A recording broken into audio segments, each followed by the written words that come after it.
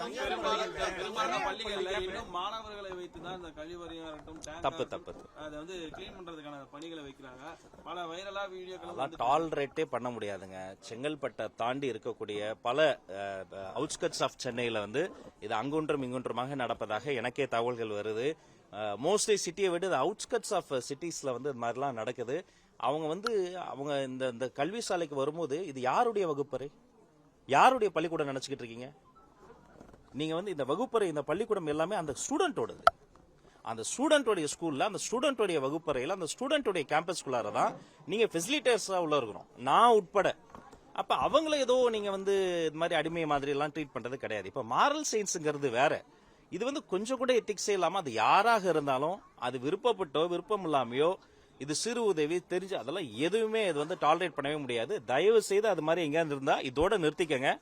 மேலும் இது மாதிரி புகார்கள் இருந்தால் அந்த சம்பந்தப்பட்ட நிறுவனங்கள் மீது கடுமையான நடவடிக்கை எடுக்கும் என்பதையும் தெரிவித்துக் கொள்கிறேன். ரொம்ப நேரமா இவங்க கேட்டாரு.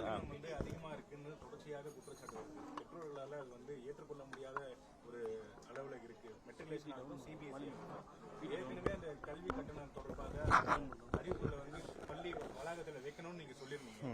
பல பள்ளிகள் அதை பார்க்கவே முடியாது. ஆய்வு பண்றது ஏதாவது குழு அமைக்கணுமா?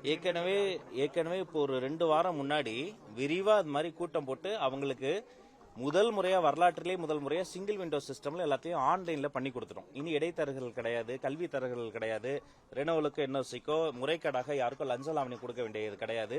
பதிலுக்கு நான் என்ன கேட்டேன், கொஞ்சம் ஃபீஸை குறைங்க, டிரான்ஸ்பரண்டா போடுங்கன்னு சொன்னேன். சரி, உடனே பண்ணலனாலையும் கொஞ்சம் கொஞ்சமா இது எல்லாரையும் பண்ணுங்க நான் கேட்டுக்கிட்டேன். இதை மீண்டும் வலியுறுத்துகிறேன்.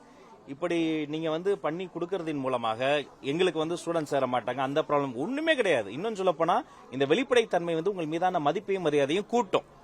சில பள்ளிக்கூடங்கள் போட்டிருக்கிறாங்க, போட்டுட்டு எனக்கு வீடியோஸ்ல எடுத்து அனுப்புனாங்க, காணொலிகள் அனுப்பியிருக்கிறாங்க, கேட்பொலிகள் அனுப்பியிருக்கிறாங்க.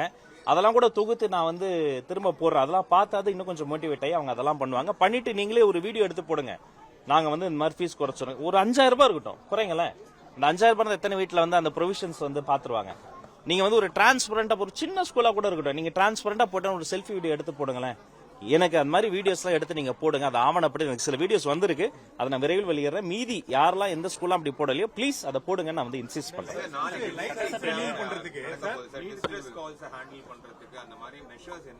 இல்ல, இப்ப டெக்ஸ்ட் புக்லயே வந்து நம்ம வந்து அந்த ஹெல்ப்லைன் நம்பர்ஸ் எல்லாம் கொடுத்துருக்கோம். சம்பந்தப்பட்ட அந்த கல்வி நிறுவனங்கள்ல சில டீச்சர்ஸ் எல்லாம் கூப்பிட்டு பிடிஏ கல்வி மேலாண்மை கூட அதை பத்தி விவாதித்திருக்கிறோம்.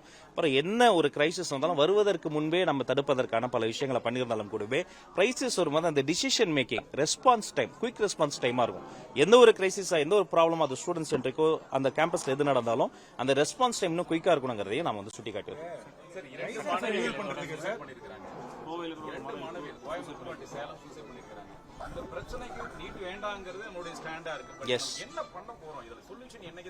இல்ல, எந்த ஒரு பிரச்சனைக்குமே தங்களுடைய விலை மதிப்பில்லாத உயிரை மாய்த்துக் கொள்வது என்பது தீர்வாக இருக்காது. இந்த பிரச்சனை இல்லை, எந்த ஒரு பிரச்சனைக்குமே.